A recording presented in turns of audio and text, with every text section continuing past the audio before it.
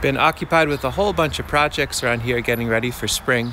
In this video, I'd like to do a kind of general update on some things that are exciting and new that are working, some things that we've set in motion that were a complete failure and talk about that, some things that are in between that we're learning from, and get some updates on what folks can expect for shipping and local pickup, since I know a lot of folks out there are excited to get started with spring. So that's what I'd like to cover in this video.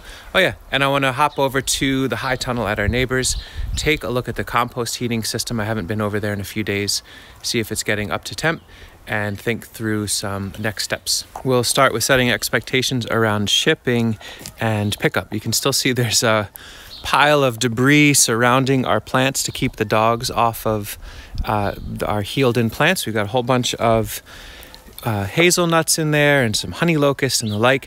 We are still pretty frozen. We had a bit of a thaw for a moment, but now it's locked up again and frozen. So we're waiting to start shipping until we get a little bit more of a decent thaw. We're looking at some snow today and another freeze. So moral of the story is we're going to start dipping into our main healed-in beds. You can see a whole bunch of nursery stock in here. Those are all the chestnuts getting ready to go. There's hickory in there, all sorts of fun plants. We're going to wait till we get a little bit more of a thaw. We need to get some sawdust. The shipping will begin probably within a week or so of now. And we're going to prioritize getting orders shipped out to the warmest states first, and then chip away at the colder states. I know a lot of you from New York State, more northern, it's still pretty frozen, so there's not a huge rush, but it's actively in our mind. We're getting organized, cleaning the garage, getting everything together so we can start shipping in earnest. And you'll be getting a notification from us as soon as things start to ship. If you're local, regional, and you're really itching to get your plants, feel free to reach out to us and we can figure something out. But we will be reaching out to you shortly once the weather's ready for it. And that's our little update on shipping. Thanks so much. First update will be around a really solid failure. If you've been watching the channel a lot, you'll notice that the bamboo fencing experiment to keep our dogs out of the garden has been formally erased. It was beautiful, it was exciting, it did not work at all. These dogs are pretty solid chewers, and they explored the bamboo, they worked on it and committed the effort needed to chew through them. Especially Lenny is a little digger man. He was able to get through there. So we pulled the bamboo, we wove it into a brush wall between us and a neighbor, and just committed 2x4 welded wire fencing. Much less exciting conceptually, but it works 100%. Visually, it's a little bit less intense. With all the things going on in our landscape, it's probably not the worst to have a little bit visually simpler and less obtrusive elements as solutions. We can still use this whole system for trellising. We'll be putting peas and then probably tomatoes and the like along this whole fence line, so it'll fill out with vegetation. But there you go. One of the many things that we try and set in motion that don't pan out, and when we have the time and bandwidth, we definitely try to let you know that it didn't work. And for those of you that were extremely concerned about the bamboo rooting in here, well, there you go. You don't have to be worried about it anymore, so that's a relief. We finalized the layout. Hello, Lenny. Hello, Lenny. We finalized the layout for where the dogs can play in here and actually set up a gate. Really simple system, so this way the cats can have a space that's safe for them and the dogs can have a space that's fun for them. And then in this area we worked on, Juan and I clocked in some time and we made a new picnic bench. So we're going to be set up for a really lovely season of sharing meals fresh out of the garden. This is made entirely out of black locust from a local mill. These are grade B boards, so they were $1 a piece. This ended up being I think a $30 project in total, and should last about maybe 50 years. There's no screws that show through the top. We still have to sand it down and smooth it, but really pleased with the upgrade. It should be able to seat 8 people very comfortably, maybe 12 if we added some chairs on the side. So summer picnics will be a pleasure out here, I hope. If there's interest, let me know. I'm happy to do a little breakdown of the dimensions and how that came together. It's a beast of a table. It's very heavy, but I'm pretty happy with how it came out. And it's very, very simple carpentry. So let us know in the comments. I can make a video that's about that if there's enough interest. Another one that will make a more in-depth video soon. For those of you that are interested in the propagation aspect, we have a new version of a bottom heat propagator setup. And this is using really high performance foam board insulation. It's R19 walls and R38 in the floor of it. That'll be its own separate video too, but it's kind of fun. Reminder, the heat cable that I have set down in the bottom of this, it has had 4 years of use already. And I think what's happening, it is all of a sudden unable to get above 66, 68 degrees. It's supposed to be hanging around 74. And it was working beautifully at first. I think the heat cable is dying down at the very bottom. So we have to dig that all out and replace it. I have another cable coming. But that's another one. I wouldn't call it explicitly a fail on our part, but a good reminder, if you are doing bottom heat experiments, make sure your cable works before you put in a huge amount of sand and bricks and lay it out and then backfill it with wheelbarrow loads of potting mix. So I'll have to undo all that, redo it, and then we'll make a video about how it works, because up until the cable failed, it was working absolutely beautifully. And just to see, even though the heat is barely where it needs to be, here's Lutoka Rose, which is a sour cherry, already starting to callus. So even with inferior amounts of warmth down there, just a little bit of warmth goes a long way in helping to trigger rooting. But that's for another video too. Like I said, I haven't been out to the neighbor spot in a little bit, and I wanted to check on the compost heating system. I've got a little thermometer and some temp probes, so I'm going to wander over there and we can see how things are evolving. The last time I was over there was a few days ago, and it was steaming ridiculously well. Oh, hello, Stanley. Where are you up to? Looking for voles, I suspect. Well, goodbye, Stanley. So the water, surface water out here is frozen as of this morning. It was definitely well below freezing last night. It's crusty. It's not extremely cold today, but it's below freezing, and it's promising to see actively straight up steam on the door, so that bodes well. Let's pop inside. Oh, it's cozy in here. Ooh, warm and a little aromatic. Just a little musky from the compost. Not too bad, but something to be aware of. We probably want to think about adding more charcoal on the surface to filter some of the aroma. Maybe on days as it gets hotter, sunnier, warmer, we can start ventilating a little bit more. But let's go ahead and see how it is doing here. I'll start with pulling back a little bit of burlap. That's a very warm burlap there. Here's another one. So I can see it's steaming in there a little. And what I'd like to do is just see what the temperature probe has to say for itself. So that went in about 12 inches down, maybe 16 inches, zipping right up to around 120 or around 50 centigrade. It's going to keep going beyond that, I'm sure, but not by a dramatic amount. I'm going to guess 130 or 55 centigrade is about, somewhere in there is about where it'll land. And that's down a little ways. Part of wanting to walk out here today was to lay in these little doodads. I ordered these. They're really not too expensive. I wonder if they're suspiciously inexpensive. These were, I think, $15 or $18 a piece. They're data loggers that are supposed to track humidity and temperature and are water resistant. I'm not going to put them underwater, but I have this one which is meant to sit where basically flats of seedlings will sit. And I'd like to just see what happens over the next day or two. How warm is it there? What is the humidity? Is it reasonable to think about putting flats on this surface? Too hot, too cold, etc. So we're going to leave that one there so it can start tracking.